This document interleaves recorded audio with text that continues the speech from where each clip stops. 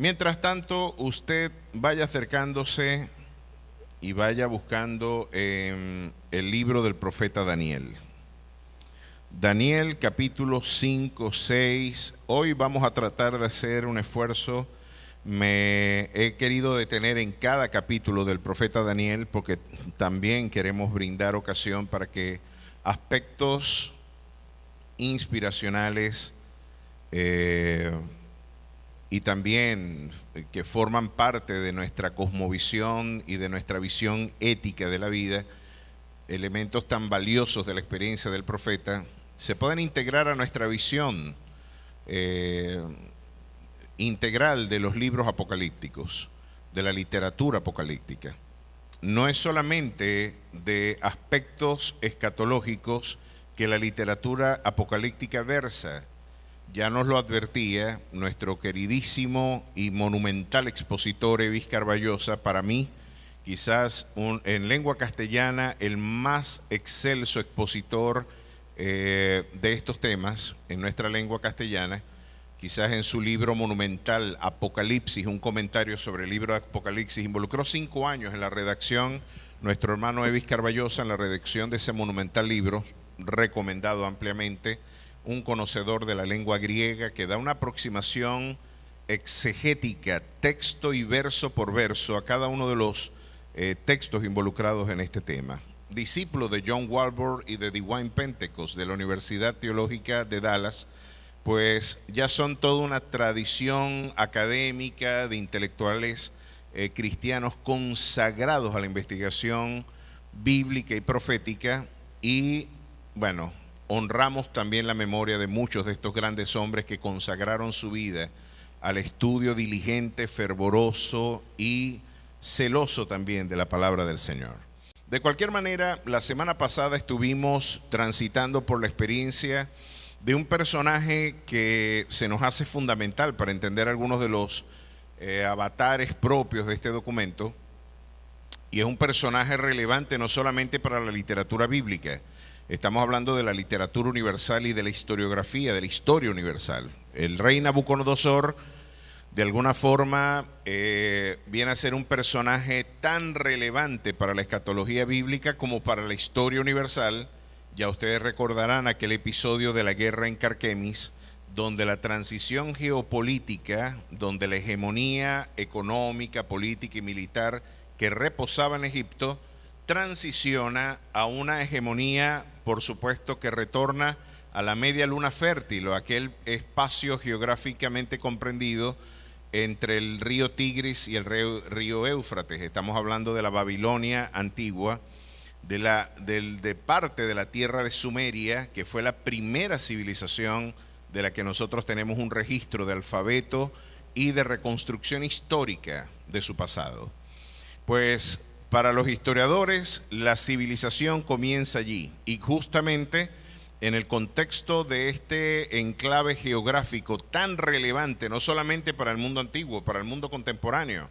¿Quién puede negar la relevancia que Irak tuvo y tiene para la geopolítica contemporánea? La presencia de invaluables reservas petroleras, que a pesar de que nosotros tenemos las reservas de petróleo más grandes del planeta, en Venezuela, algo intimidante y abrumador, hacen palidecer a esos países, la suma de esos países, por supuesto, tiene más petróleo que Venezuela. Por eso es tan relevante en términos geopolíticos, porque prácticamente el 80-85% del crudo energético internacional pasa por el estrecho de Hormuz en el Golfo Pérsico, y justamente en ese lugar de tanta relevancia geopolítica, gran parte de los eventos aquí registrados se nos brindaron como testimonio de intervención providencial de nuestro Dios en la historia.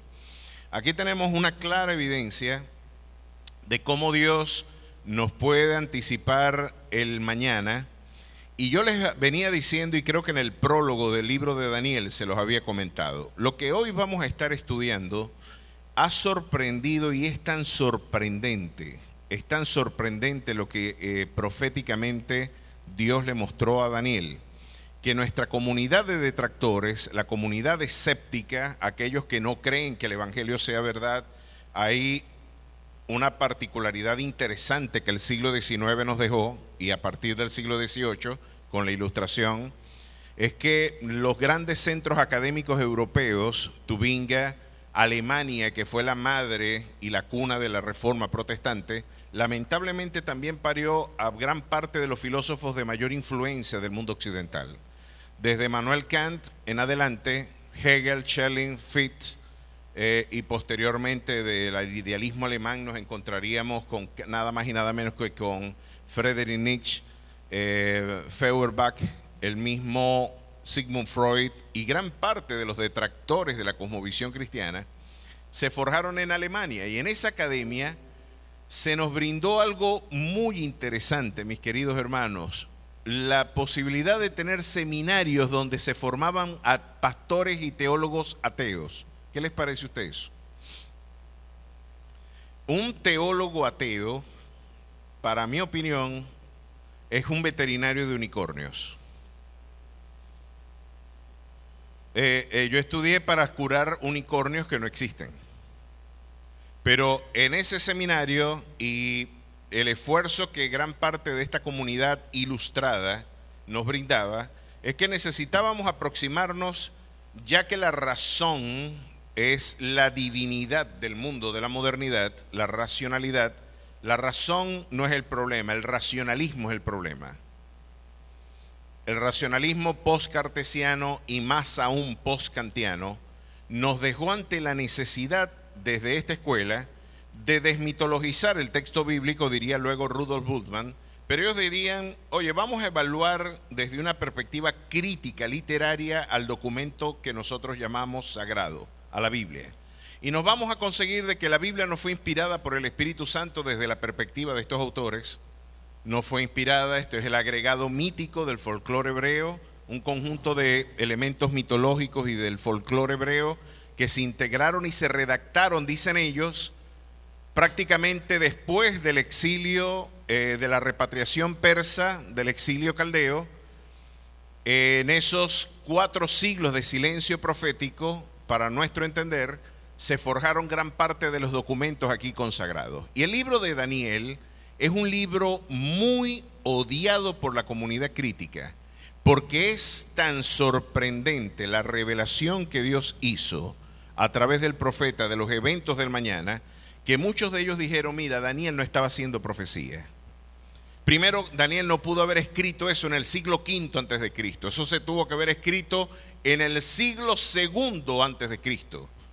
Porque es imposible que la precisión histórica con la que Daniel describe los eventos haya sido escrito, ellos por supuesto negando el carácter sobrenatural de la redacción de este documento. No les queda más remedio que decir, él no profetizó, él hizo vaticinia post eventum. Hizo historia en vez de profecía. La relación de las diversas transiciones geopolíticas no pudieron haber sido proféticas porque son demasiado exactas. Para nosotros sabemos que esto no es un impedimento para nuestro Dios, claro, para una mente escéptica e incrédula no le puede entrar en la cabeza que hay un Dios que revela el mañana. Pero el libro de Daniel quizás es uno de los libros más odiados de la comunidad escéptica internacional. Porque como lo veremos cuando lleguemos al capítulo 9 de Daniel, se nos da con precisión matemática el advenimiento de nuestro Señor y Salvador en su nacimiento y en su primer advenimiento. Ya veremos cómo la profecía de la 70ª semana, la profecía de las 70 semanas, tuvieron un cumplimiento literal, hermano, al punto que, como diría el doctor Sir Arthur Anderson, usted podía pararse en el año 30 de nuestra era a esperar que el Mesías pasara enfrente de Jerusalén. Por la literalidad de su cumplimiento, por el carácter matemático en el que se cumplió desde el decreto de Artajerjes hasta el Mesías príncipe que arribó en la entrada triunfal en Jerusalén en el año 33 de nuestra era. Bueno, ahí tenemos una interesante forma en la que nuestra fe demuestra una vez más que este no es un libro de sueños, de trasnochos o de desvaríos místicos. No, aquí hay realidad histórica, aquí hay evidencias incontrovertibles de que hay un Dios que intervino en la historia, que habló en la historia, no está callado y así como Él vino, volverá también. Es nuestra convicción.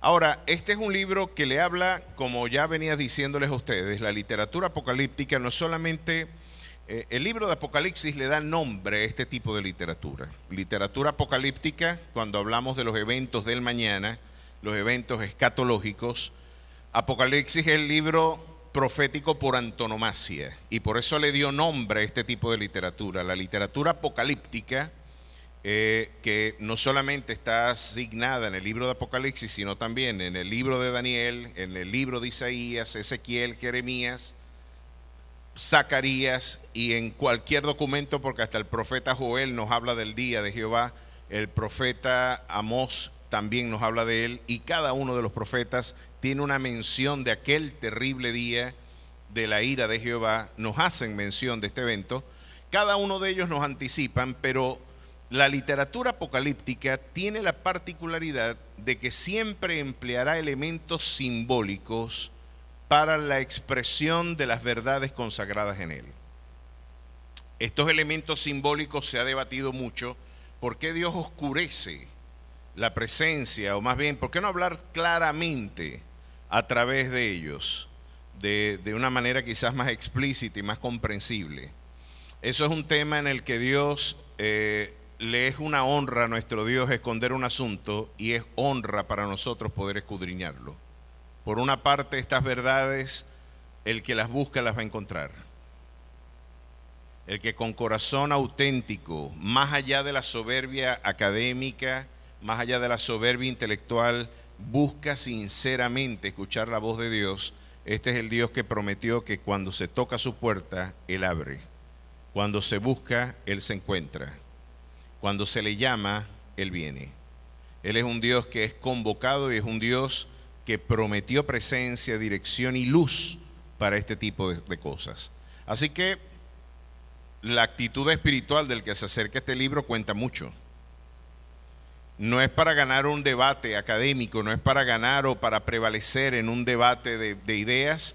Y ya hemos visto lo polarizado que está este tema dentro de la iglesia y debe ser para aquellos que tienen la apologética como un entretenimiento o más bien como un factor de poder para la imposición, la colonización intelectual de otra persona, no como un gesto de amor restaurador, no como un gesto de alumbrar, orientar, apacentar y guiar al pueblo, sino como un gesto de colonialismo intelectual, de no tener la actitud correcta. Por supuesto que vamos a estar, nuestro entendimiento va a estar obnubilizado, va a estar entorpecido por el velo de nuestra soberbia.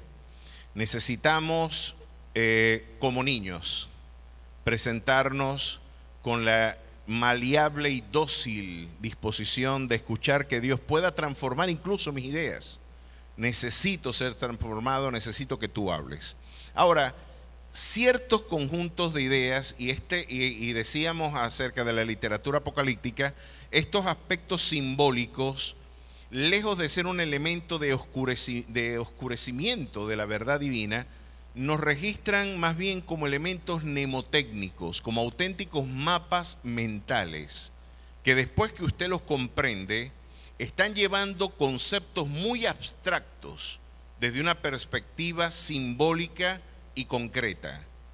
Poner conceptos tan complejos de la soberanía divina, de la actividad providencial de nuestro Dios en la historia, conceptos tan complejos como la eternidad y el tiempo, las realidades sociales que son inasibles desde un punto de vista metodológico de la investigación social, ha sido el anhelo de cualquier investigación sociológica o humana poder predecir la conducta humana. Ese es el anhelo de cualquier investigador social. ¿Por qué hay tanto afán por predecir el mañana? ¿O por predecir la conducta humana? Porque cuando usted puede conocer algo, lo puede manipular. El interés que se esconde por el desentrañar la racionalidad oculta detrás de la historia, de la conducta social y humana, es porque los factores de poder político dicen de nosotros poder controlar la conducta humana como se controla un celular, como se controla la naturaleza física. Si usted puede conocer, puede manipular. Y fue lo que animó en el siglo XIX a Augusto Comte cuando escribió el libro El discurso del espíritu positivo.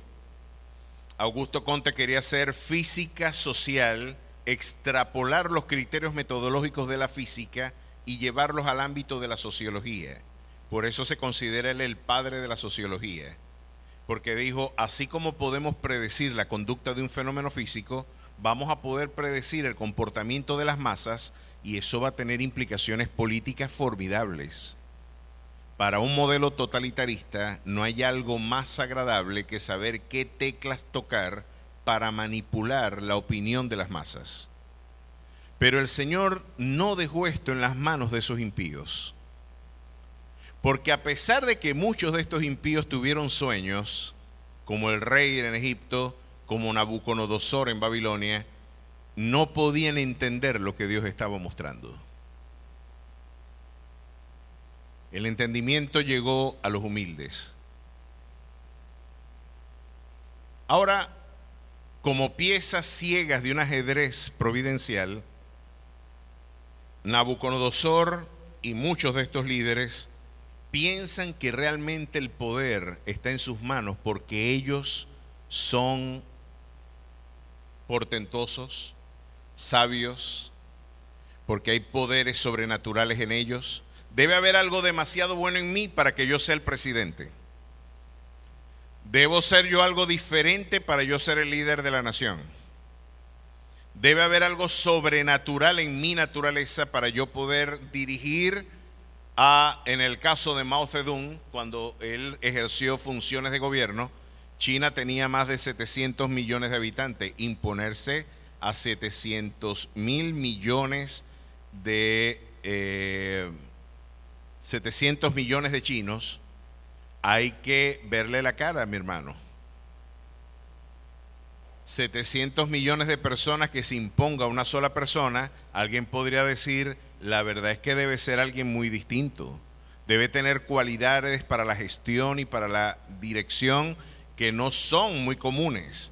Sin embargo, ya hemos explorado la anatomía espiritual del poder y pudimos ver en el caso de Nabucodonosor que lo único que se requiere y se tiene como requisito para poder estar en el poder es ser el más bajo de los hombres. Y usted basta un simple análisis político del mundo en el que Jesús nació. Antes de entrar aquí en el tema, si usted me acompaña un momentito a Lucas 3, usted puede ver ahí la descripción de algunos de la anatomía social, y Lucas nos dejó bien claro cuáles eran las características del mundo en el que predicó el Maestro, en el que predicó Jesús. Si ustedes ven acá, en el año 14 del imperio de Tiberio César, siendo gobernador de Judea Poncio Pilato y Herodes tetrarca de Galilea y su hermano Felipe tetrarca de Iturea y de la provincia de Tracónite y Lisanias tetrarca de Abilinia, y siendo sumos sacerdotes Anás y Caifás, vino palabra de Dios a Juan, hijo de Zacarías, en el desierto. Qué interesante que Lucas nos da el contexto geopolítico en el que inicia el ministerio Juan el Bautista y en el que por supuesto se le abre el camino al Señor. Cuando usted ve quién era Tiberio, por eso es que uno puede, estudiando historia, evaluar qué tan virtuosos eran nuestros gobernantes. Tiberio era un tipo que después de haberse aburrido de tantas mujeres, exploró la homosexualidad como otra alternativa para darle expresión a su lujuria, y fastidiado de las mujeres y de los hombres, después empezó a mirar a los niños. Y es conocido en la historia por aquel que metía en su balneario a niños, a los que él llamaba los pececillos, de los que abusaba sexualmente mientras se bañaba y tomaba sus baños. Esto, por supuesto, con la impunidad de ser el monarca de la principal potencia militar del siglo I. Un pedófilo, un pervertido sádico, estaba regentando los destinos de la principal potencia política del siglo I. Pero ese era el presidente. Miren el gobernador. Poncio Pilato era el gobernador de Judea. Por supuesto, Pompeyo toma lo que hoy conocemos por Palestina, y de alguna manera esta fue una de las provincias más convulsionadas que tuvo el mundo antiguo.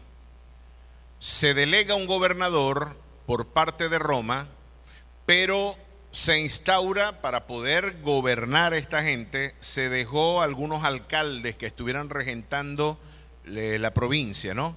Luego ustedes verán que se llama Herodes el Tetrarca, fue porque tuvieron que repartir en 4 pedazos la heredad de Herodes el Grande, el genocida que mató a los niños, que mucha gente torpemente piensa que está celebrando el Día de los Inocentes los 28 de diciembre, pensando de que están haciendo una gracia.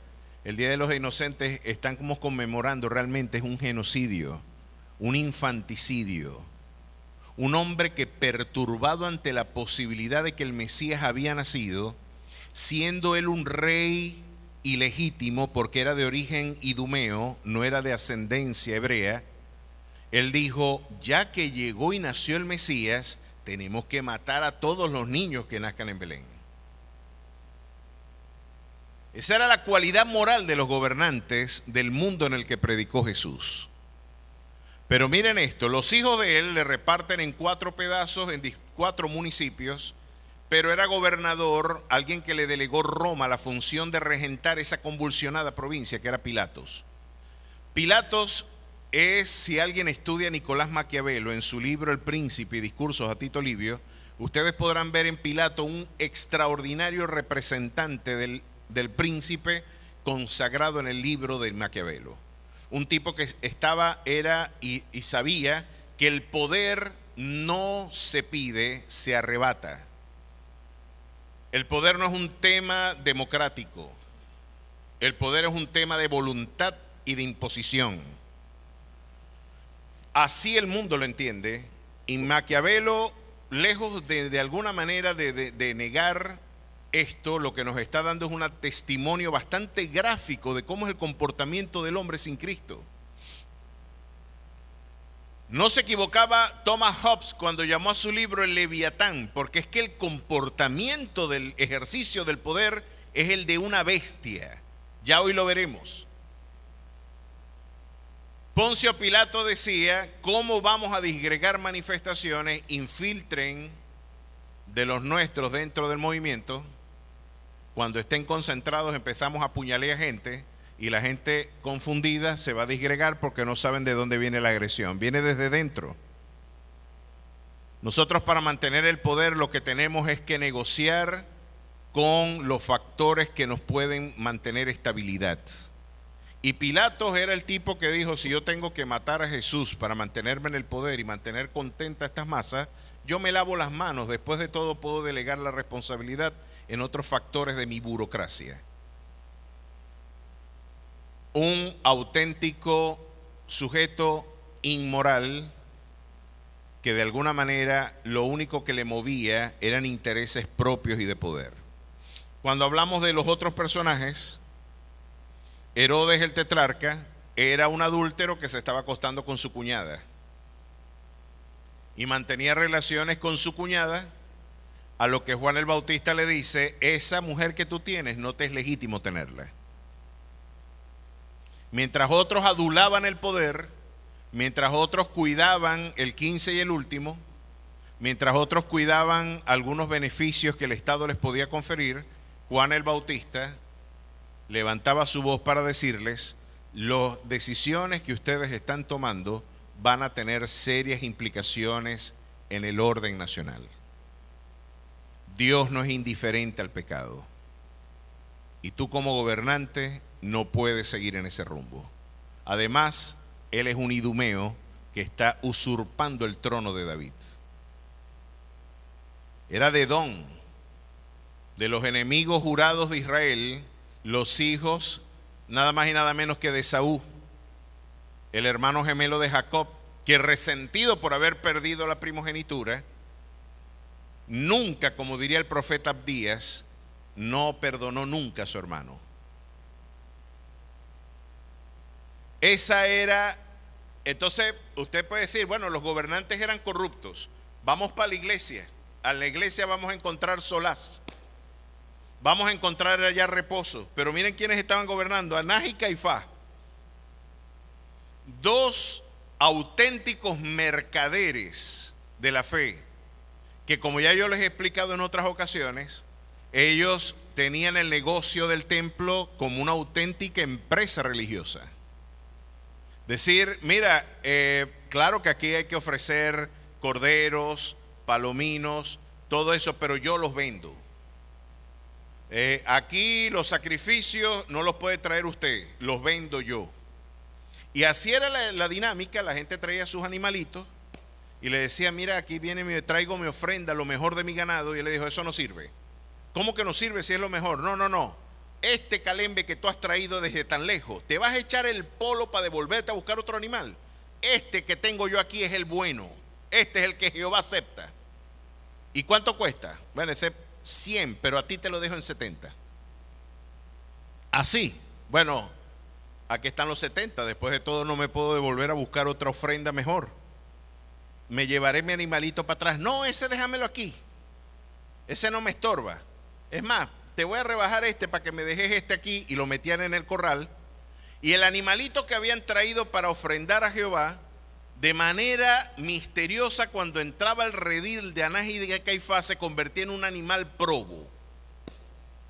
Y después que pasaba detrás de la espalda del sacerdote, lo presentaban como una ofrenda y costaba $80, el equivalente. Estoy relajando, no habían dólares en aquel entonces, pero para que usted pueda entender la dinámica de la corrupción de esta gente. Anás y Caifás son los representantes de aquellos que manipulaban el púlpito y el magisterio, a pesar de que tenían evidencias incontrovertibles de que Jehová estaba hablando. A pesar de tener al Dios humanado enfrente, ellos fueron los auténticos arquitectos de la muerte del maestro. Qué interesante, ¿no? Ese era el mundo en el que predicó Jesús. Así que el mundo, mis queridos hermanos, de la política, generalmente se ha visto con muchísimo recelo por parte de la iglesia, porque estamos hablando de dos instancias y de dos naturalezas muy distintas. Usted podrá ver que esta visión pesimista del Estado no solamente la tiene Lucas al habernos brindado una descripción de la anatomía patológica de esa sociedad, sino vamos a recordar lo que decía Samuel, por ejemplo, en su primer libro, en el capítulo 8 de Primera de Samuel, nos da una descripción también bastante pesimista de lo que el Estado traduce y de la participación del poder en la administración pública. Este libro, la Biblia, por eso es que es tan odiado por los sistemas y los regímenes totalitarios, porque este es un libro que, de usted entenderlo, promueve libertad, y promueve libertad a través de la actividad crítica. Miren la visión del Estado. Israel, ya cansado de jueces y de caudillos nacionales, que parece no había un Estado bien articulado, no había un ejército bien articulado, no había una estructura burocrática bien articulada. Yo tengo que reconocer de que el Estado es una necesidad administrativa, pero tenemos el gran problema que Uslar Pietri nos dijo. El gran problema del Estado es que estamos ante un problema serio en términos politológicos en Latinoamérica. Y esta es una tradición muy propia del mundo colonial hispánico. El asunto es que el Estado no vive de la nación vive del Estado. El exabrupto es que todos nosotros vivimos del Estado. Vivimos de la administración que el Estado hace de la riqueza nacional y de la distribución que nosotros esperamos que salpique y nos caiga. Esa es la interpretación que Uslar nos dejó en su historiografía y nos dice: el gran drama de la historiografía venezolana es que lejos de la nación ser la que subvenciona o mantiene el Estado, es el Estado la que nos mantiene a nosotros. Pero eso se lo debemos como herencia, gran parte, a la religión tradicional. ¿Por qué? Porque los criterios de asistencialismo que el Vaticano tenía, los heredó el Estado en sus distintas expresiones. El Estado me tiene que dar casa, el Estado me tiene que dar todo. Esa visión donde regalamos libertad a cambio de mantenimiento es el gran talón de Aquiles de la sociología latinoamericana. Nuestra antibíblica visión de dependencia en el leviatán del Estado. Porque la Biblia dice que el que no trabaje, que tampoco coma. A mí no me tiene que mantener nadie bíblicamente. La Biblia dice que es el trabajo, y el que no quiere trabajar, que tampoco coma. Y luego el apóstol Pablo, escribiendo a Timoteo, le dice: mi querido hermano, ocúpense ustedes de sus negocios. Es algo por demás interesante. Pero quiero tomar este punto, este inciso, estoy haciendo distintos paréntesis, para que ustedes vean la diferencia entre las dos imágenes que tuvimos la semana pasada y las imágenes monstruosas que veremos el día de hoy. ¿Por qué yo quiero hacer este inciso y esta bisagra para que ustedes puedan observar la transición de ideas que el profeta nos brinda? Bueno, quiero detenerme porque el profeta Samuel nos recordaba cuál era el lugar que el Estado tenía. Miren cómo el pueblo de Israel decía: ya nosotros no queremos que nos gobierne una teocracia, un hombre de Dios que diga de parte de Dios lo que hay que hacer. Necesitamos un rey, queremos burocracia, queremos una estructura jurídica, queremos una estructura de Estado, al igual que el resto de las naciones. Israel empezó a mirar al vecino en vez de mirar a Dios. Y como dicen los americanos, el pasto del vecino siempre es más verde. El envidioso corazón siempre va a ver mejor lo de los demás. Necesito vivir como ellos, no como vivo yo. Me está dejando el tren de la historia. Así que pedimos un rey. Y Samuel se molestó, y Dios se molestó aún más, porque le dijo: no te han desechado a ti, me han desechado es a mí. El adúltero corazón de este pueblo persiste, al igual que en el desierto, en pensar que su autonomía, su autosuficiencia sigue siendo el recurso para la solución de su crisis. Qué interesante, mis queridos hermanos, y aquí quiero hacer un paréntesis dentro del paréntesis. Ojalá no me entiendan mal, pero gran parte del trabajo de Dios en mi vida es hacerme cada día más débil.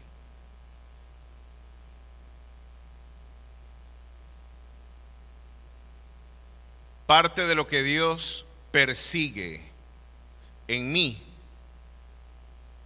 es perfeccionar su poder a través de mi debilidad. A su nombre sea la gloria. Y nos hace débiles para hacernos dependientes en Él, que es la única dependencia saludable que existe. Ahora miren lo que Dios dijo: dales lo que piden. Ellos no te han desechado a ti, me han desechado a mí. Mira lo que ellos piden y dáselo. Pero no agradó a Samuel esta palabra que dijeron: danos un rey que nos juzgue. Y Samuel oró a Jehová. Y dijo Jehová a Samuel: oye la voz del pueblo en todo lo que te digan, porque no te han desechado a ti, sino a mí. Me han desechado para que no reine sobre ellos, conforme a todas las obras que han hecho desde el día que los saqué de Egipto hasta hoy, dejándome a mí sirviendo a dioses ajenos. Así hacen también contigo. Ahora pues oye su voz, mas protesta solemnemente contra ellos, y muéstrales cómo les tratará el rey que reinará sobre ellos. Es interesante que Dios está dejando como un laboratorio histórico muy grande, Vamos a ver qué pueden hacer tus caudillos. Vamos a ver qué pueden hacer tus vaticinios politológicos y aquellos en los que tú te afincas, confiando en ellos, reposando en esperanza en ellos. Vamos a ver a dónde te lleva tu adúltero corazón, que has confiado más en el hombre que en Dios mismo, que crees que la esperanza de tu bienestar está en un partido político y no en mi mano. Parece que Dios asumió el reto. Quieren, como aquella vez que me pidieron carne, quieren carne, les va a salir hasta por las narices. Se las voy a dar, pero miren lo que les va a hacer al que ustedes eligieron, porque lo eligieron a él olvidándose de mí. Y refirió Samuel todas las palabras de Jehová al pueblo que le había pedido rey. Dijo pues: así hará el rey que reinará sobre vosotros. Tomará vuestros hijos y los pondrá en sus carros y en su gente de a caballo para que corran delante de su carro. Va a forjar élites. Va a formar protocolos que le den un signo distintivo de elitesco, ¿no? El inaccesible, el sujeto que es intocable. Ya vamos a empezar a conocer la gramática de la nobleza y de esas élites que gobiernan de forma pseudo aristocrática el porvenir de los pueblos. Necesitamos un protocolo que vaya anticipando nuestra grandeza, por favor. Vamos a empezar a discriminarnos del vulgo. Vamos a empezar a hablar de que tenemos ontológica y metafísicamente una distinción distinta, una cualidad distinta. Dijo pues: y nombrará para sí jefes de miles y jefes de cincuentenas. Los pondrá a sí mismo que aren sus campos y sieguen sus mieses, y a que hagan sus armas de guerra y los pertrechos de sus carros. La esclavitud surgió como parte de esta visión. La explotación del hombre por el hombre, la enajenación de la real fuerza productiva, realmente la adelantan estas burocracias. Sigamos viendo. Tomará también vuestras hijas para que sean perfumadoras, cocineras y amasadoras. Nuevas formas de explotación. Asimismo tomará lo mejor de vuestras tierras, de vuestras viñas y de vuestros olivares, y los dará a sus siervos. Caramba, van a expropiar y le van a dar a los que le siguen.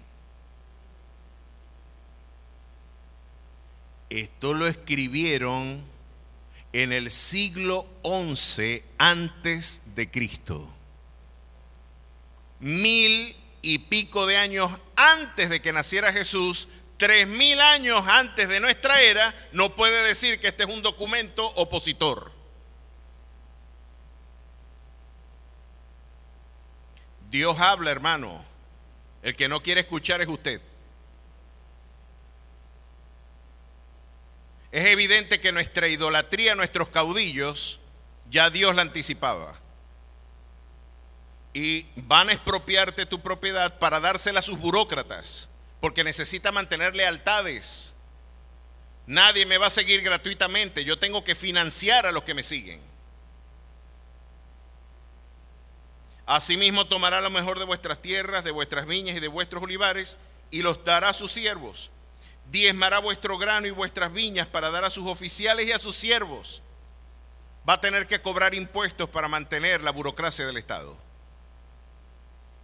Tomará vuestros siervos y vuestras siervas, vuestros mejores jóvenes y vuestros asnos, y con ellos hará sus obras. Aquí hay desconocimiento de la propiedad privada.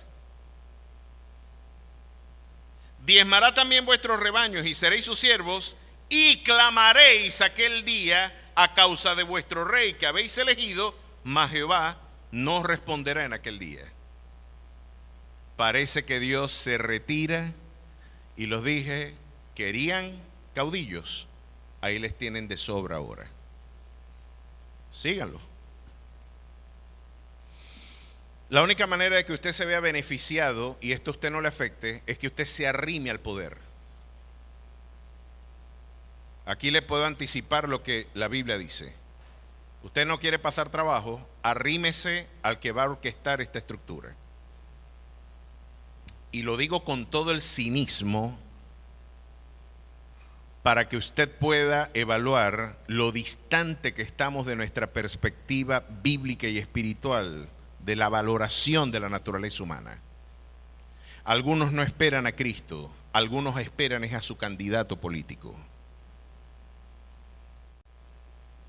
Nosotros esperamos al Rey de Reyes y Señor de Señores, y no estará conforme nuestro corazón hasta que no veamos al Cordero y al León pastar juntos.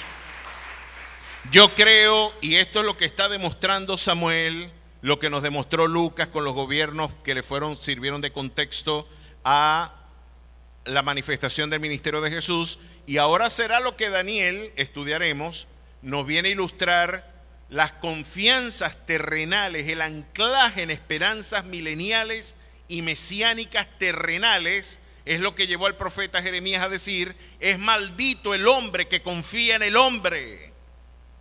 ¿Qué te hace pensar que el hombre redime al hombre? Y lo que el libro de Daniel viene a ilustrarnos, y esto lo he intentado decir varias veces y no lo he podido decir, no me he dejado yo hablar a mí mismo. Miren qué paradoja esta, ¿no? Esto quedó para un chiste. No me he dejado yo hablar a mí mismo. Tengo rato tratando de decírmelo, chico, y el predicador no me deja hablar. Es que estos libros no solo hablan de escatología, nos hablan de teología propia, de la naturaleza de quién es Dios. Es decir, no solamente me están revelando lo que Dios hará en el mañana, tienen una detallada y rigurosa visión de quién es el Dios que está dirigiendo la historia. Tiene un valor teológico formidable, Daniel, y ni hablar de Apocalipsis. Usted quiere ver cristología propia, estudia Apocalipsis. Usted quiere hablar de teología propia, estudia Apocalipsis. Y aquí lo que Daniel se esfuerza, y lo que vimos la semana pasada, es que el Señor vino a demostrarles: mira, yo tuve que disciplinar a mi pueblo. Mi pueblo fue una evidencia histórica incontrovertible de que un pueblo que se niega a vivir bajo mi precepto va a perder su territorio, va a perder su identidad e irremediablemente saldrá al exilio. Te vas a quedar sin nada al darme la espalda a mí. Y el pueblo de Israel es el laboratorio sociológico perfecto de lo que un pueblo hace cuando le da la espalda a Jehová. ¿Quieres y reposaste en caudillos? ¿En qué terminó tu esperanza política? En el exilio caldeo. Los reyes que pidieron, no hablemos de los reyes del norte, ninguno sirvió para nada. En el sur tuvimos honrosas excepciones a lo largo de la historia, pero todo derivó, fue tanto el deterioro del pueblo de Israel, que el Señor llegó a utilizar incluso la metáfora de una mujer adúltera, fornicaria, perversa. Le decía: mira, es tan baja tu condición que las otras mujeres se prostituyen buscando el dinero de los hombres. Tú diste tu dinero para prostituirte, tú le pagabas a tus amantes. Aquella pecaba por la paga, tú pagabas por pecar. Léanse Ezequiel 16, es perturbadora la lectura allí. Y la imagen que Dios está diciendo es que es una nación absolutamente rebelde. En su rebeldía pensaron que podían edificar una nación al margen de mi precepto, pues yo les demostré, y la historia quedó como testimonio, de que lo único que hicieron fue perder su territorio, perder su identidad y terminar perdiendo incluso en el exilio. Ahora tienen que vivir en el exilio, desmembrados por ocupaciones extranjeras. Eso es lo que le espera a un pueblo que en ingratitud no se acerca a Dios. Ahora, más allá de esto, Daniel viene a decirle a Nabucodonosor: tú creías que tú eras el regentor de la historia porque te hacías llamar incluso rey de reyes. Y para ponerte en perspectiva, tú estás en el poder es porque yo delegué esta función en tu vida. El antecedente de toda caída, si usted ve en Daniel 4, ¿cuál es el antecedente de la caída? La soberbia, el mito de la autosuficiencia. Mis queridos hermanos, como lección política está muy bien, como lección privada y personal, nosotros que nada más mandamos en la casa, y en la casa a veces, esto lo digo a manera de chiste, pero deberíamos mandar. La Asociación de Maridos Oprimidos, ASOMAO, diría, mandamos a veces, el 15 y el último. Para nosotros, que tenemos un circuito de poder muy pequeño, el antecedente de nuestra caída siempre va a ser la soberbia. No solamente para los que están en el poder. Hermano, antes de la caída está la altivez de espíritu. Y yo siempre he querido recordarme a mí mismo, y es mi deber recordarle a la iglesia, que el momento más peligroso de tu vida personal es cuando tú estás triunfando. Cuando todo te sale bien. Cuando es prosperado tu negocio. Cuando te sobra dinero y ya no tienes que orar, sino que ¿para qué voy a pedírselo a Dios? Ya yo lo tengo. No me hace falta acercarme a Dios, ya yo tengo todo resuelto.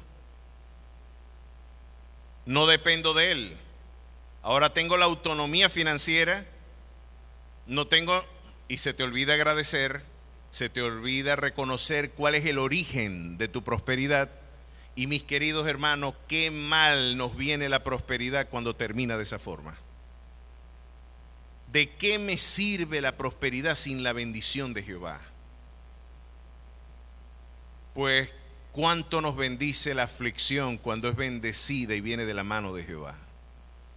Por eso les digo que el esfuerzo de mi Dios a lo largo de mi biografía personal es hacerme cada día más débil en mi autoconfianza, más débil en mis fuerzas, menos arraigo en mis capacidades y toda la confianza en Él y toda la gloria, por supuesto, la recibirá aquel en el que se apoya y en el que se afirma nuestra esperanza. Bueno, Nabucodonosor se tuvo que estrellar contra una pared para entender esto. Sus descendientes, no quiero hablar de detalles históricos porque lo más probable es que a quien se le llama hijo era realmente su yerno. La expresión hijo es algo que se empleaba en el mundo antiguo para hablar de aquellos que tenían por lo menos ascendencia en la casa. Cuando usted habla de la casa de Aragón, no está hablando de un edificio, está hablando de toda una tradición simbólica, ¿no? Y los que integran esa cultura familiar y los que integran la gramática de esa identidad, por supuesto, se interpretan como hijos de esa casa. Así se puede entender el rey que de alguna manera, en el caso de Belsasar y el escrito en la pared, cuando el Señor mismo le brinda una sentencia, de alguna manera esta historia ya por todos ustedes es consabida. Aquel momento en el que se sacan los utensilios del templo, estaban bastante encendidos tomando vino, estaba alegre su corazón, mandan a sacar los utensilios del templo de Jerusalén y Dios viene con celo a demostrar que no es indiferente a la forma en que aquellos que violentan los principios y las promesas, mira, yo estoy disciplinando a mi pueblo, pero hay de aquel por quien yo lo estoy disciplinando. Yo te estoy utilizando como un azote para disciplinar a mi gente. Y los tropiezos van a ser inevitables, pero hay de por quien vienen los tropiezos. Pues este rey estaba bastante contento y dijo, aquí el que manda soy yo, todo lo tenemos resuelto, la historia, nosotros somos sus redactores, la historia la escribimos nosotros, vamos a alegrarnos, celebremos. Y una mano en la pared le escribió Mene, Mene, Tekel, Uparsin. Pesado has sido en balanza y fuiste hallado falto. Tu reino ha sido roto y dado a los medos y los persas. Y con esta inscripción que dejó perturbado al rey y que tuvo que buscar al profeta que vendría a hablar de parte de Dios para brindar dirección, hay una transición geopolítica importante en el mundo antiguo. Ahora el mundo caldeo transiciona y un nuevo imperio viene a ejercer dominio, el imperio de los medo-persas, dos culturas que se integran en una coalición, la cultura de Media y la cultura de Persia, que poderosamente en términos culturales y políticos tenía mayor preponderancia Persia. De hecho, el líder por antonomasia de esa coalición era Ciro el Grande, el líder al que el profeta Isaías, unos 150 años antes de su nacimiento, había dicho que se llamaría Ciro y que vendría de ese lugar. Fíjense lo formidable de la Biblia. Evidencias históricas de que este es un libro veraz. Pruebas incontrovertibles. El gran esfuerzo de Satanás por descalificar los autógrafos de este libro es para decir, esto no lo pudo escribir Isaías, diciendo un siglo y medio antes de que naciera Ciro, decir que sería su siervo y darle ese nombre. Y mucho menos ahora Daniel, cuando nos va a dar una exposición de los distintos eventos geopolíticos que vendrán en la historia. Daniel se viene a constituir, es un personaje que nos enseña cómo vivir en el contexto de la opresión política y totalitaria. Esto es maravilloso, porque aquí tenemos un ejemplo de cómo se debe comportar un hombre de Dios bajo las presiones sociales y políticas. Daniel era un sujeto, después de que le da esta interpretación a la inscripción en la pared, se reafirma de alguna manera la autoridad espiritual de Daniel y dicen, este tipo es impresionante. Definitivamente el espíritu, decían los paganos, de los dioses reposa en él. Hay algo diferente en ese muchacho y nosotros sabemos que es el Espíritu Santo. Decían los que estaban cerca de él, ¿cómo sacamos de camino a este muchacho talentoso? Porque en una comunidad de mediocres, tenga presente que usted va a tener detractores, mi querido hermano. Si usted tiene excelencia de obras, ¿quiénes quieren ser excelentes en lo que hacen? No levante con timidez la mano, levante la mano los que quieren ser excelentes en su trabajo, en su profesión, en sus estudios. Pues Salomón decía algo, lo que usted hace bien va a molestar a alguna gente. Eclesiastés 4:11. He visto que todo trabajo y excelencia de obras despierta la envidia del hombre contra su prójimo. Todo trabajo y excelencia de obras. Es decir, aquí la lección, antes de hablar de la transición geopolítica, a nosotros que nos corresponde brindar dirección al pueblo, orientar al pueblo en la desorientada condición en la que nos encontramos, uno de los grandes desafíos que usted tendrá en el trabajo, entre sus familiares, entre seres queridos, en la universidad y en distintos escenarios, es que el esplendor que usted tenga, producto de la gracia de Dios en usted, va a despertar muchísimo malestar. Y fue el caso de Daniel en la corte persa ahora. Dijeron, bueno, pareció bien a Darío constituir sobre el reino 120 sátrapas que gobernasen en todo el reino. Bueno, vamos a crear toda una estructura de poder y sobre ellos 3 gobernadores, de los cuales Daniel era uno.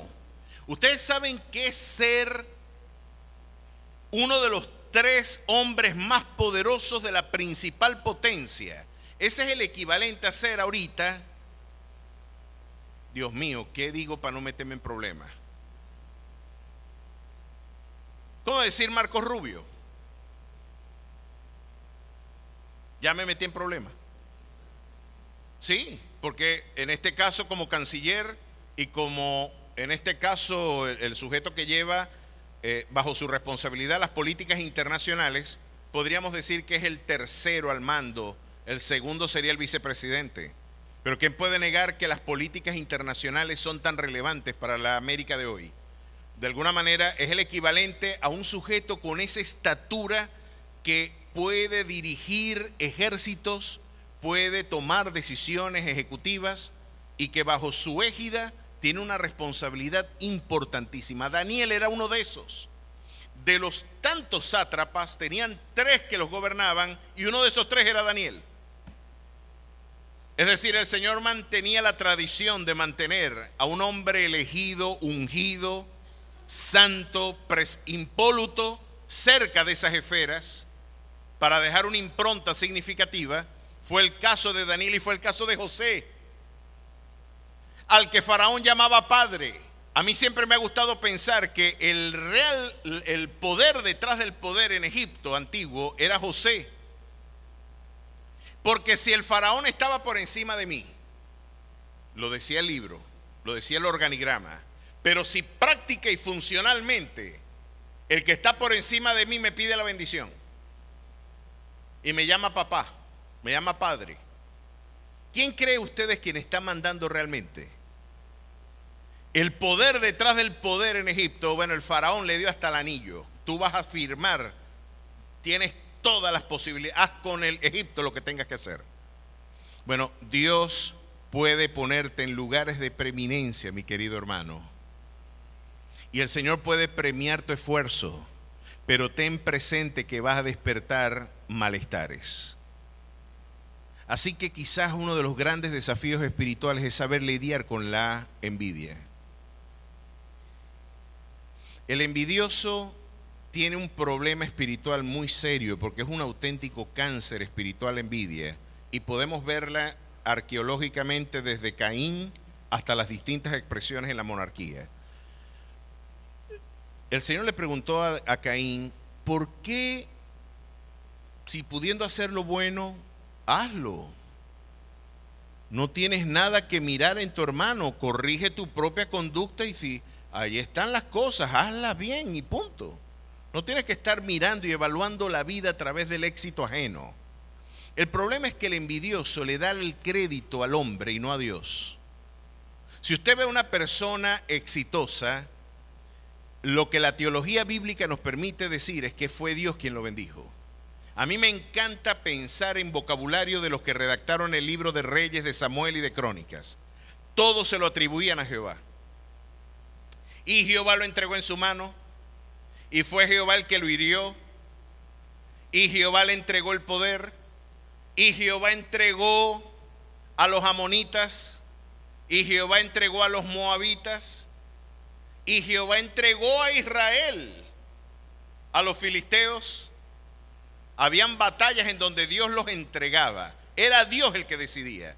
En última instancia, en último análisis, el artífice de nuestra prosperidad es el Señor y de nuestros éxitos es el Señor. ¿Para qué voy a envidiar yo el talento ajeno si la auténtica causa me puede ser cercana? Después de todo, el que prospera es Dios, el que bendice es el Señor. Lejos de estar mirando el efecto, ¿por qué no buscas la causa?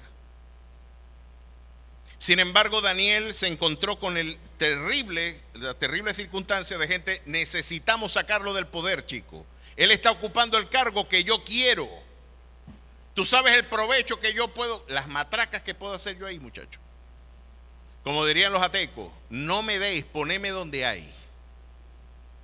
Si yo estoy cerca en el puesto de Daniel, en vez de ser un tipo que llegó con un Volkswagen al ministerio, salimos con una 4Runner, muchacho.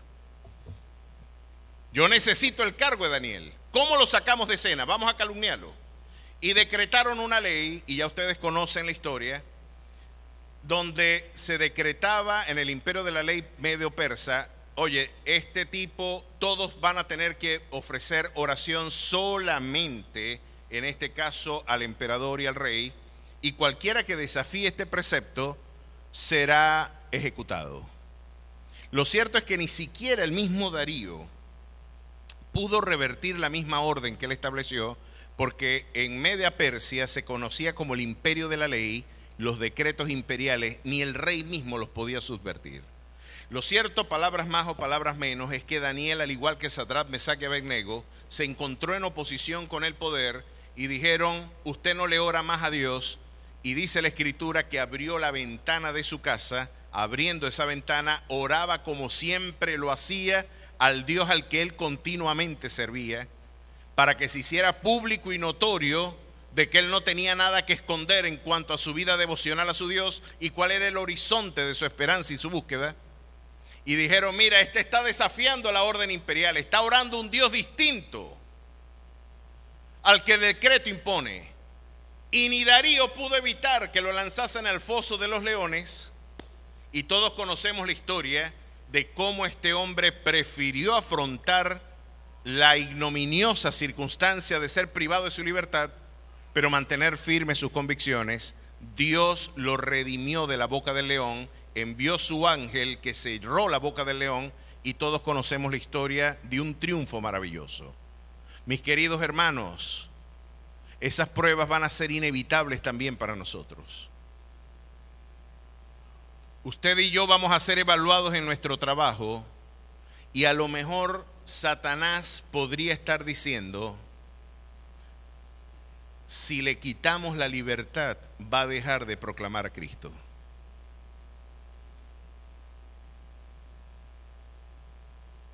Si imponemos con fuerza nuestra agenda, aquí se va a saber quién es el auténtico Dios, el Estado o el Dios al que Él continuamente sirve. Hermanos, tenemos una nube de testigos enorme, y la iglesia tiene que saber a quién dobla sus rodillas y dónde está la rodilla en tierra realmente. Está con el que es el alfa y la omega de nuestras vidas, el Rey de reyes y Señor de señores. Daniel les dio una cátedra de lo que es la dependencia y de lo que significa vivir en autonomía. Mira, este aspecto de mi libertad tú no la podrás domesticar. Yo elijo a qué Dios servir. Eso hace crujir los dientes. Y la escritura dice que Darío, con voz apesadumbrada en la mañana, le dijo: Daniel, el Dios al que tú sirves continuamente te pudo ayudar. Y Daniel le dijo: Rey Darío, yo estoy bien. Jehová envió su ángel, tapó la boca del león, y aquí yo estoy con vida. Lo sacaron, y la lengua de tus detractores luego se va a tener que encontrar con el tribunal riguroso del Dios que ve con ojos como llama de fuego. La exhortación a aquel que está siendo en este momento probado por esta prueba, al igual que Daniel, es que usted espere en Jehová y confíe en Él, y Él hará. Él exhibirá tu justicia como la luz y tu derecho como el mediodía. Pero para ver las cosas que vamos a ver a continuación, Daniel tuvo que dar testimonio impoluto de firmeza. Después que estas cosas pasaron, en el primer año de Belsasar, rey de Babilonia, tuvo Daniel un sueño y visiones de su cabeza mientras estaba en su lecho. Luego escribió el sueño y relató lo principal del asunto. Daniel miró, dijo: miraba yo en mi visión de noche, y he aquí que los 4 vientos del cielo combatían en el gran mar. Los 4 vientos del cielo pueden hacer referencia a los 4 puntos cardinales, pero también pueden hablar de la actividad providencial universal de nuestro Dios. Y que se nos diga que sale del gran mar, para la mayor parte de los comentaristas, el mar está asociado con la actividad de las multitudes gentiles, es decir, no judías. Había un conflicto donde desde los 4 vientos de la actividad histórica se estaba gestando un conflicto interesante, que es el que ahora viene a relatarnos el profeta. Daniel dijo: miraba yo en mi visión de noche, y aquí de los 4 vientos del cielo combatían en el gran mar. ¿El Mediterráneo? ¿O es un elemento tipológico para hablar del origen gentil del reino y del poderío del que se está haciendo mención? Creo la segunda visión o la segunda lectura. Y 4 bestias grandes, diferentes la una de la otra, subían del mar. Así como sale Godzilla, ahora vamos a ver emerger estas distintas instancias geopolíticas. La primera era como león y tenía alas de águila. Yo estaba mirando hasta que sus alas fueron arrancadas, y fue levantada del suelo y se puso enhiesta sobre los pies a manera de hombre, y le fue dado corazón de hombre. Esa bestia, mis queridos hermanos, que era un león con alas de águila, tipifica, y esto para la mayor parte de los comentaristas e historiadores, se corresponde con el reino de Babilonia y concretamente con la figura de Nabucodonosor. Es interesante ver que de los reyes de la naturaleza es el león el rey y del cielo el águila. Nabucodonosor traducía el modelo geopolítico de concentración absoluta del poder en el líder y caudillo. Era la cabeza de oro que veíamos en la otra imagen. Ahora la estamos viendo. ¿Por qué allá se veía una estatua bonita? Y ahora estamos aquí viendo animales fieros, bestias. Porque una cosa es ver el poder desde afuera, los carruajes, el dinero, el poder, la influencia, y se ve muy bonito desde fuera. Pero cuando usted explora la intimidad ética que se esconde detrás de la fachada del poder, usted va a ver animales monstruosos. Y ya nos lo explicaba Maquiavelo por qué. Porque para mantener esas estructuras de poder, si usted tiene que matar a 50 niños, tiene que matarlos. Ya Herodes lo demostró. Y todos ellos demostraron que para mantener el poder no había que ser inmoral, había que ser amoral, que es un privativo más radical. Inmoral es quien puede llegar a ser moral y no lo quiere ser. Amoral es alguien que ni siquiera puede ser moral. Y Maquiavelo decía que el poder político tenía que ser amoral por definición. Eso lo conocemos en politología como principio de razón del Estado. El Estado no está subordinado a ninguna instancia ética para la preservación del poder público, la preservación del poder, perdón. Ahí tenemos un león con alas de águila, qué interesante ver esta imagen, pero que le fueron arrancadas las alas. No nos estarán hablando del episodio de humillación de Nabucodonosor, donde fue humillado, donde, como estuvimos estudiando la semana pasada, fue avergonzado y como una bestia del campo comió pasto y 7 tiempos pasaron encima de él, convirtiéndose, por supuesto, en una bestia del campo. Pues luego vemos que estaba enhiesta, parada sobre sí misma. Para muchos comentaristas, esta es una evidencia de la conversión auténtica que tuvo Nabucodonosor. Dios trató con ese hombre.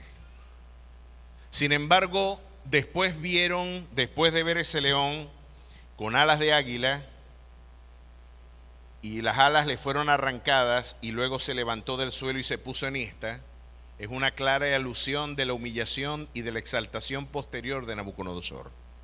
Pero luego Daniel vio esto, y aquí otra segunda bestia, semejante a un oso,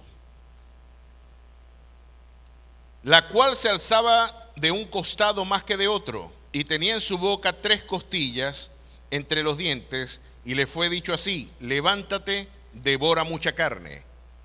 Esta imagen del oso se corresponde con la otra figura que nosotros teníamos, con el pecho de plata y los brazos de plata, y se corresponden particularmente con el imperio medo-persa. Ustedes se imaginan un oso, el cual se alzaba de un costado más que de otro, porque el detalle simbólico era tan preciso que Daniel, antes de que se fundara el imperio medo-persa, ya podía interpretar y podía afirmar de que la coalición medo y persa, el factor persa tendría preponderancia en la colisión. De hecho, Ciro era de origen persa. Así que el oso tenía más fuerza de una pata, o se levantaba más de una pata que de otra, y tenía una característica que ya el Señor estaba mostrando. Y tenía en su boca 3 costillas entre los dientes, y le fue dicho así: levántate y devora mucha carne. Para muchos comentaristas, esas 3 costillas fueron los 3 reinos que fueron ocupados por Persia: Lidia, Babilonia y Egipto. Miren lo que Dios le está diciendo al pueblo, y el pueblo, ¿por qué Dios tiene que revelar esto? Imagínense ustedes en el exilio, trayendo a memoria a Jerusalén, los caldeos pidiendo canciones que le hicieran recordar a usted a Jerusalén, y dice, esta gente nos pide que cantemos de nuestra tierra.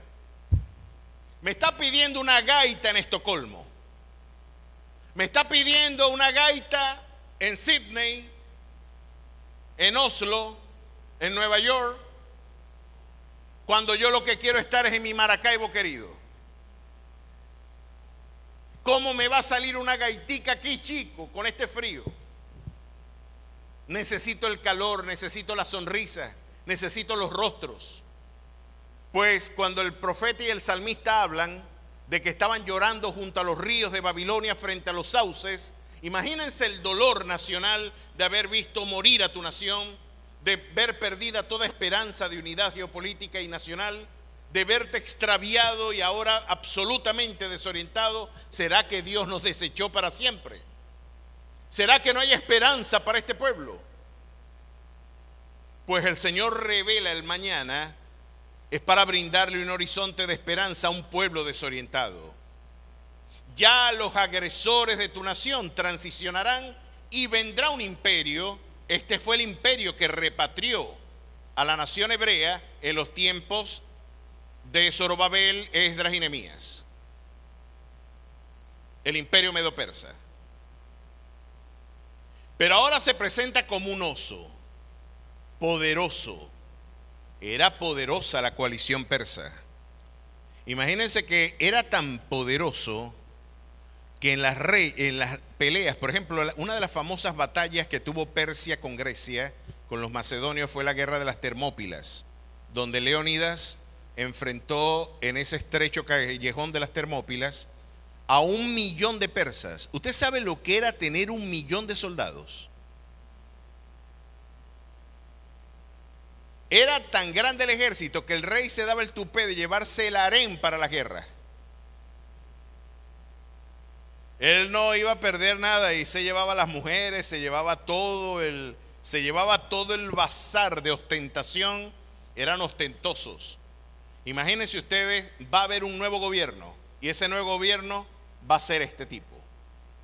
Va a tener más poder un factor que otro, va a tener 3 costillas en la boca, va a derrocar a Lidia, a Egipto y a Babilonia. Y a aquellos que se preguntan qué va a hacer Dios con nuestros agresores, ya Dios les dio una respuesta. Ese oso va a ser el látigo contra Babilonia. Ahora ese oso no va a gobernar indefinidamente. Y aquí, después de esto, miré, y aquí otra semejante a un leopardo, con 4 alas de ave en su espalda. Tenía también esta bestia con 4 cabezas y le fue dado dominio. Bueno, vamos a ver qué tenemos allí. Ahora tenemos a un leopardo. ¿Usted ha visto Animal Planet? Por supuesto que sí. ¿Qué le trae usted a memoria cuando usted habla de un leopardo? Ese es el animal con mayor efectividad en la cacería. En términos de estadísticos, de 10 intentos, casi el 100% de los intentos el leopardo logra prevalecer. No se le escapa nada. Es el maestro del sigilo y de la velocidad. Ni las gacelas ven cuando llega porque se les tiran de las matas. Están trepados esperando y se tiran como un rayo y caen encima y devoran al animal. El leopardo es eficiente. Ahora, si es un leopardo que ya es veloz, es quizás de los felinos el que mayor capacidad de éxito en la cacería tiene, más que el león y más que el tigre también siberiano. El leopardo tiene mayores destrezas para la caza. Si tiene alas y tiene 4 cabezas, imagínense la monstruosidad que vio Daniel. Le dice, el primer rey que tuviste en Nabucodonosor era un león, el segundo reino y gobierno que viene es un oso, el tercero va a ser un leopardo de 4 cabezas que tiene alas, por el amor de Cristo. ¿Quién será ese leopardo? Pues nada más y nada menos que Alejandro Magno. Alejandro Magno, el general del ejército de Macedonia, el célebre discípulo del filósofo más influyente del mundo antiguo, Aristóteles, hijo de Filipo, de donde se fundó la ciudad de Filipos, nuestra querida iglesia de los filipenses, fue fundada en la ciudad del padre de Alejandro Magno. Fue nada más y nada menos que aquel joven militar que en 10 años, del 332, muere en el 323. Recuerden que antes de Cristo la cuenta es al revés. Del 332 y muere en el 323, es un misterio el origen de su muerte. Muchos dicen que pudo haber sido envenenado, otros dicen que pudo haber sido malaria, otros dicen que pudo haber sido producto de heridas de guerra. Lo cierto es que él estuvo en un estado febril muy profundo, vómitos y desvanecimiento, y murió joven, pero al igual que un leopardo conquistó el mundo en 10 años.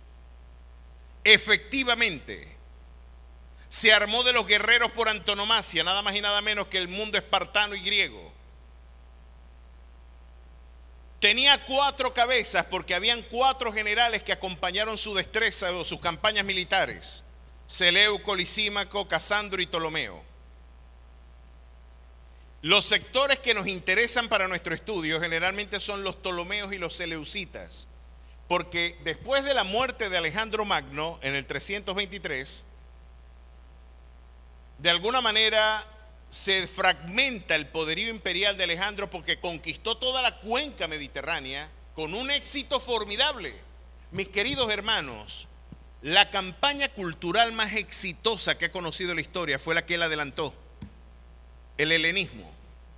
Fue el proyecto de globalización cultural más exitoso. ¿Por qué? Porque usted y yo todavía pensamos como los griegos. Cuando usted dice que algo es bonito, usted dice que también es bueno. Esa equivalencia entre bonito y bueno es propio del clasicismo griego. Cuando usted dice todos los extremos son malos, la virtud está en el equilibrio, eso lo dijo fue un griego, el profesor de Alejandro Magno, Aristóteles. En su libro La Ética Nicómaco, Alejandro Magno decía: la virtud es el término medio entre 2 extremos viciosos. Nuestras visiones políticas, nuestras visiones filosóficas, la lengua de la intelectualidad del mundo antiguo, la lengua académica del esplendor cultural, la brindó el mundo griego a través del helenismo.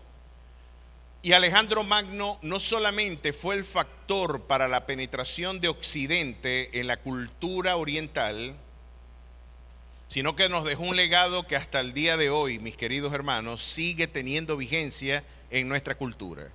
Porque desde un punto de vista religioso, Occidente es deudor del mundo judío. Desde un punto de vista político es deudor de Roma. Pero desde un punto de vista cultural, Occidente es griego.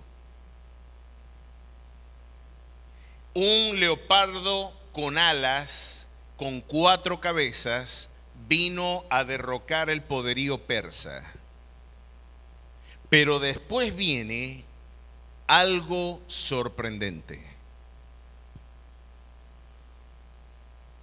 Después de esto miraba yo en las visiones de la noche, y aquí en la 4ª bestia, espantosa y terrible, y en gran manera fuerte, la cual tenía unos dientes grandes de hierro, devoraba y desmenuzaba, y las sobras hollaba con los pies, y era muy diferente en todas las bestias que vi antes de ella, y tenía 10 cuernos. Era tan espantosa la visión que vio Daniel, que ni siquiera nos dice qué tipo de animal era. Por lo menos en las otras 3 anteriores dijo: hay un leopardo, hay un oso y hay un león involucrado en esto. Un león, un oso y un leopardo. Podemos identificarnos, hacernos una imagen de qué fue lo que vio Daniel. Pero en esta 4ª bestia es algo espantoso y terrible, dice Daniel. Pero la mayoría de los comentaristas dicen que esto viene a coincidir con el Imperio Romano, pero particularmente con el Imperio Romano, que será reconstruido para la manifestación del anticristo. Aquí tenemos una controversia muy seria, porque los que resisten entender en la rehabilitación del Imperio Romano, las tradiciones reformadas siempre buscaron en Roma el fundamento el brote de anticrístico en la cultura occidental. De hecho, para Lutero, el Vaticano, Roma, era la sede del anticristo. Y el Papa el anticristo. Otros dicen no podemos dar esa lectura. Es una lectura prejuiciada, sesgada.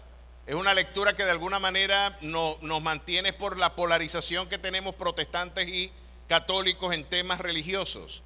Pero aquí lo que sí es evidente es que el siguiente imperio que siguió al greco macedónico fue Roma. Y concretamente la ocupación que tuvo Palestina se logró a través de Pompeyo y luego se consolida, por supuesto, a través de la historia, y vimos a un Tiberio gobernar en el siglo I. Pero un Marco Antonio ya consolidando el poder hegemónico en Palestina. Aquí nos encontramos ante un enclave geopolítico interesante. El mismo imperio que le dio muerte al Mesías es el que se nos está describiendo aquí, porque el poderío gentil que mató al Mesías es descrito como una bestia espantosa y terrible, y las hordas romanas, por supuesto que fue un poderío impresionante el que tuvo Roma. Habrá que recordar 2 siglos por lo menos de esplendor formidable. Ya para mediados del siglo V de nuestra era cae el imperio por la penetración bárbara, pero lo interesante es que pervive Roma hasta el siglo XV de nuestra era, prácticamente luego de la caída de Constantinopla por la ocupación turca, hasta prácticamente el siglo XX. Ese eje oriental del Imperio Romano estuvo hegemonizando hasta que en la Primera Guerra Mundial prácticamente el poderío otomano fue sustituido por fuerzas occidentales. Pero nos encontramos, mis queridos hermanos, ante una evidencia interesante. Este mismo poderío, miren qué característica tenía: dientes grandes de hierro, devoraba y desmenuzaba, y las sobras hollaba con sus pies, y era muy diferente de todas las bestias que vi antes de ella, y tenía 10 cuernos. La imagen de cuerno en la literatura bíblica traduce poderío político, poder, reinos. Un cuerno es tipología de poder. Así que 10 reyes estarán regentando, de alguna manera representando esta bestia. Mientras yo contemplaba los cuernos, he aquí que otro cuerno pequeño salía entre ellos. Oye, un cuerno pequeño estaba saliendo dentro de esa confraternidad de líderes. Parece que un cuerno pequeño empezó a emerger. Salía entre ellos y delante de él, y fueron arrancados 3 cuernos de los primeros. Y aquí que este cuerno tenía ojos como de hombre y una boca que hablaba grandes cosas. Es interesante que ese pequeño cuerno, mis queridos hermanos, es nada más y nada menos para la literatura e interpretación premilenial, que es la que nosotros sostenemos, nada más y nada menos que el anticristo. Lo que se nos está mostrando aquí, y es interesante, mis queridos hermanos, es que la misma figura imperial que le dio muerte al Mesías, todo parece indicar que será la misma estructura geopolítica que se rehabilitará para la manifestación del anticristo mismo también. Roma pervive en muchos aspectos de nuestra cultura a través del derecho romano y a través de muchas estructuras de poder político. Si lo tomamos en su literalidad gramatical e histórica, Roma será reconstruida a través de una confederación de 10 reyes. Parece mentira, pero Europa se está confederando ya desde hace largo tiempo. Muchos resisten esta lectura porque son de origen europeo y dicen: ¿y por qué no hablas de los Estados Unidos? ¿Y por qué no se habla de que el anticristo puede venir de allí? Bueno, porque es que los Estados Unidos no pintan ninguno de estos escenarios geopolíticos. Estados Unidos no va a ser la principal potencia militar para estos tiempos. Esa hegemonía política la va a perder Estados Unidos, y producto de sus propios procesos de secularización. Imagínense si otro gobierno demócrata en los Estados Unidos y les desbarata, tira por la cloaca a los Estados Unidos. Si ya estaban a un paso de transicionar que la ideología de género, las campañas proabortistas, la migración indiscriminada y desordenada que viniera a resemantizar demográficamente los Estados Unidos se estaba gestando, ¿cuánto más sucederá si la iglesia es arrebatada de los Estados Unidos y la sal de esa nación desaparece? Pues Dios los entregará a su propio juicio. Así que Estados Unidos no tiene ni nada que pintar acá. Lo cierto es que tenemos, como luego lo describe Daniel 9, el protagonista de los eventos de la muerte del Mesías será el protagonista también de los eventos relacionados a los tiempos del fin. 10 reyes. Es interesante que hoy en la Sorbona de París se estudia acerca de la Confederación de Naciones, investigando acerca de un venezolano, Francisco de Miranda. Miranda es estudiado hoy en la Sorbona cuando se quiere hablar de unidad regional. ¿Cómo podemos lograr la gran Colombia bolivariana en Europa? Porque frente a un mundo, en este caso monopolar, en donde solamente hay un centro hegemónico que está transicionando en un mundo multipolar, la única respuesta frente a esas hegemonías es la confraternidad de naciones. Ahora parece que el Señor nos está diciendo, no va a ser un solo rey el que va a protagonizar el poder político traducido en esta bestia. Son 10 cuernos, 10 reinos, una confederación de 10 naciones. Va a emerger un cuerno pequeño y de ese cuerno pequeño va a tumbar a 3 de esos reyes y él se va a convertir en cabeza imperial de ese poderío político y militar. Ese cuerno pequeño tenía ojos como de hombre y una boca que hablaba grandes cosas, y luego se nos dice, y hablará grandes cosas contra el Altísimo, y se hará pasar por Dios y demandará culto en el templo mismo de Dios. Este personaje es el dictador que ha de venir históricamente, que seducirá a las naciones. Y ese será el escenario de la manifestación del tiempo del fin, un caudillo totalitario. Como lo vimos la semana pasada, de Apocalipsis 6 nos brinda la descripción de cómo serán los eventos históricos relacionados a su manifestación. Primero llegará vestido de blanco, venciendo y para vencer. Luego vendrán caballos rojos, negros, amarillos, hablándonos de guerra, de hambre y de enfermedad. Qué curioso que un caudillo internacional, para tú poder comprar y vender, te va a exigir marcarte con la figura de su estado. No vas a poder comprar ni vender ni hacer vida política, sino bajo el control biométrico que el Estado mismo imperial impondrá a las naciones. No vas a ser sino un borrego más dentro del sistema totalitario. Un caudillo al que se le cantará diciendo quién como la bestia y quién como el falso profeta. Porque tendrá un profeta que le servirá de contexto y que hará ejercicios también de exhibición y de ostentación de poder. Este es el mundo al que Dios le reveló, pero la noticia no terminó allí. Ese no es la esperanza. El Señor tiene que poner en su sitio a toda esta soberbia gentil. El Señor va a tener y va a poner en su lugar a todos aquellos que torcieron el derecho. Y los va a entregar a líderes corruptos, porque cuando Dios está disgustado con una nación le entrega un mal liderazgo para disciplinarlo, para ejercitarlo en la verdad, para que aprendan a mirar al cielo y no a los hombres. Y la historia tendrá un episodio terrible, tal nunca se ha vivido en la historia de la humanidad. Va a ser ver a Auschwitz como tiempos de niños. Pero la historia no termina allí, porque dice, después de ver este evento, estuve mirando que fueron puestos tronos y se sentó un anciano de día, cuyo vestido era blanco como la nieve, y el pelo de su cabeza como lana limpia, su trono llama de fuego y las ruedas del mismo fuego ardiente. Un río de fuego procedía y salía de delante de él. Millares de millares le servían y millones de millones asistían delante de él. El juez se sentó y los libros fueron abiertos.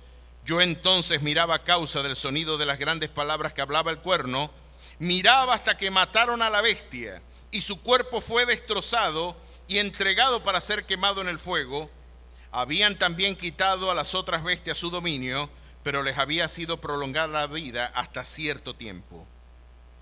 Miraba yo en la visión de noche, y aquí que con las nubes del cielo venía uno como un hijo de hombre, que vino hasta el anciano de días, y le hicieron acercarse delante de él, y le fue dado dominio, gloria y reino, para que todos los pueblos, naciones y lenguas le sirvieran. Su dominio es dominio eterno, que nunca pasará, y su reino uno, que no será destruido. Porque el que ha de venir vendrá y no tardará, dice el Señor. ¿Vienen tiempos difíciles para la humanidad? Sí, los vienen. El Señor tiene que llevar a sus últimas consecuencias las tesis que el hombre en su soberbia adelanta para cualquier forma de autogestión y de autonomía espiritual.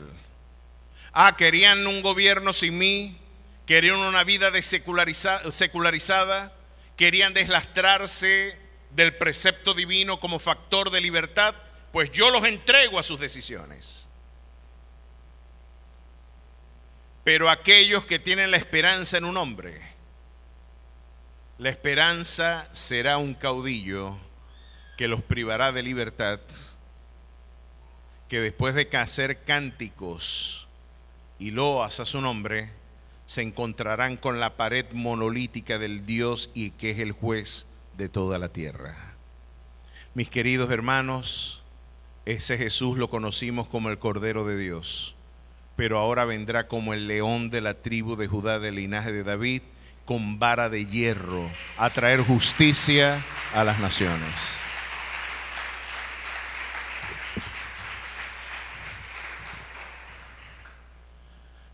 Ese fue el mismo que vendrá, el que se metió con Sadrach, Mesach y Abednego en el horno de fuego. Ese que vendrá y pondrá justicia en las naciones. Y en su gobierno veremos al cordero y al león pastar juntos. Y veremos a nuestros niños meter la mano en la cueva de las pit sin que suceda nada, donde todas nuestras lágrimas serán enjugadas, donde Cristo Jesús dirigirá a todas las naciones. ¿Puede usted imaginarse el esplendor ya con cuerpos glorificados, no sujetos al dolor y a la enfermedad? Poder contemplar la gloria de nuestro Dios cara a cara, porque ya no viviremos por fe, viviremos ahora viendo al Maestro. Ya no será algo que no veremos, lo veremos y lo palparemos cara a cara, veremos al Señor.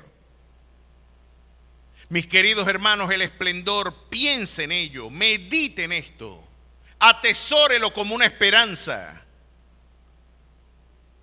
No permita que su corazón adúltero siga esperando en hombres, en la habilidad del hombre para redimirse a sí mismo. Atesore la esperanza de la iglesia antigua que decía: Maranata, Cristo viene, no estaré conforme hasta que Él no vuelva. Mientras Él no vuelve, yo estaré escudriñando los cielos para ver al deseado de las naciones. Esperar y ver a aquel que todo ojo le verá. Y ver triunfante a nuestro Rey y Salvador, destruyendo a todo ese poderío gentil que en el primer sueño de Nabucodonosor fue una piedra no cortada con mano que cayó en la base de toda esa estatua solemne y majestuosa de ostentación de poder, de violencia, de corrupción, de la habilidad de poderosos para torcer el derecho. El Señor mismo vendrá y destruirá a aquellos que violentaron el derecho. Ese mismo Dios que vendrá te acompañará si es necesario que tú entres al horno de fuego. Porque Él dijo: nunca te dejaré, yo siempre te sustentaré con la diestra de mi justicia. El mismo que entró en el horno de fuego fue el mismo que tapó la boca del león.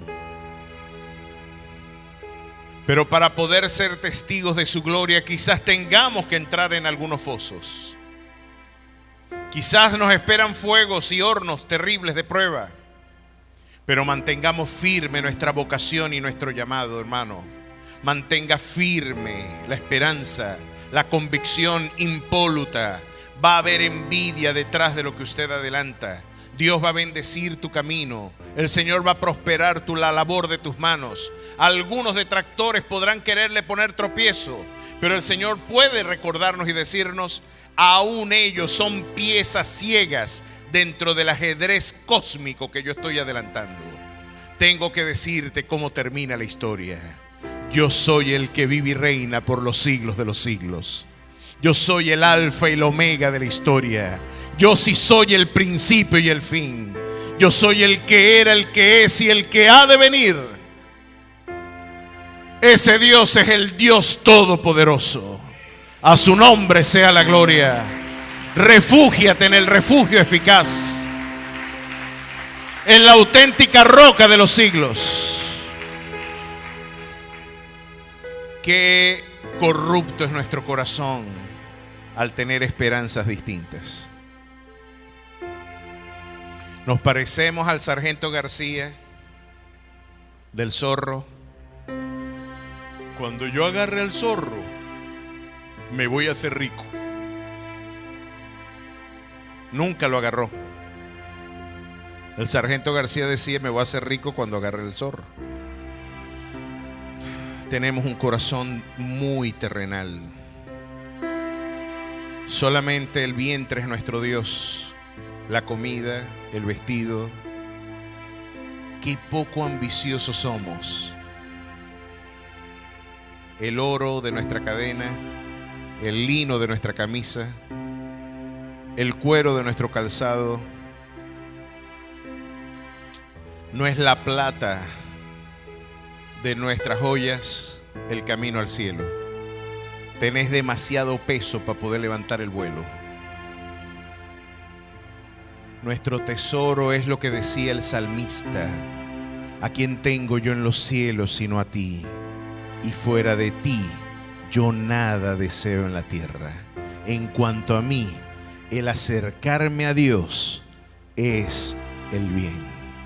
¿Cuántos tienen a Dios como su sumo bien? Aplauda fuerte la grandeza de su Dios. Y si usted hoy nos visita por primera vez y usted dice: yo quiero irme con el Jesús que está sentado en el trono, yo quiero que Él también reine en mi corazón, yo quiero que Él también gobierne soberanamente en mis circunstancias. Allí donde usted se encuentra, cierre sus ojos, incline su rostro y repita conmigo esta sencilla oración: Señor Jesús, he oído tu palabra.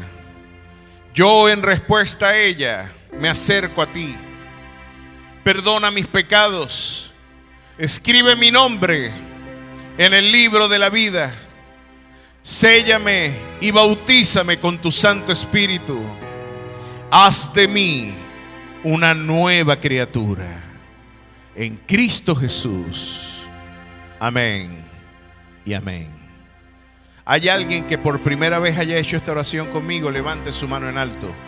Si alguien por primera vez ha hecho esta oración conmigo. Si todos aquí somos cristianos, qué bendición el poder saber que estamos convencidos de esta gloriosa esperanza, la esperanza bienaventurada. Pero es nuestro deber proclamar esto, amado hermano. Es nuestro deber llenar estas sillas con almas que necesitan escuchar la gloriosa esperanza que un día nos dio solaz y también vida eterna. Necesitamos extender las estacas, no solamente ser escuchas contemplativos y pasivos. Vamos a poner por obra la gran comisión.